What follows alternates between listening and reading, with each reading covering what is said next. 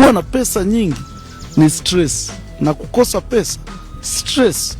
Ukisoma sana stress, usiposoma stress. Ukiwa na mke stress, ukiwa na mume stress, na usipokuwa na mume stress, na usipokuwa na mke stress, na ukiona kwamba una familia kubwa, una watoto stress, na ukikosa watoto stress. Kwa hivyo kila kitu ni stress. Natumai umesikiliza video hii kwa makini. Hivyo niko hapa kukueleza njia nyepesi na rahisi jinsi ya kujinasua na kujitibu katika changamoto hii ya msongo wa mawazo ikiwa itakukabili. Kwanza kabisa, stress ni ishara kwamba jitihada zako za kibinadamu kuna namna zinafeli. Je, ufanye nini? Kwanza, soma Qur'ani kwa Waislamu au kitabu chochote cha mafundisho ya dini, hata kama kwa lugha ya Kiswahili. Humo utapata experience, tajruba na uzoefu mbalimbali, jinsi waliokutana na changamoto walipambana nazo vipi. Pili, fanya dua, jielekeze kwa Muumba wako, muweza wa kila kitu, na swali kwa utulivu kumshtakia Muumba wako yanayokukabili. Hilo litakutua mzigo mkubwa mno, kwani baadhi ya matatizo hayaelezeki kwa kila mtu, na uliyemshtakia hashindwi jambo. Na mtaje Muumba wako mara kwa mara. Moyo hupata amani kwa kumkumbuka Mola wako mlezi. Na mwisho, usione aibu kutafuta msaada wa watu wema au wataalamu mbalimbali, masaikolojist, kwani unapaswa kujitunza moyo na akili pia. Kama ujumbe huu umegusa moyo wako, bonyeza like na follow ili tuendelee kupeana maneno ya faraja, elimu na nguvu mpya.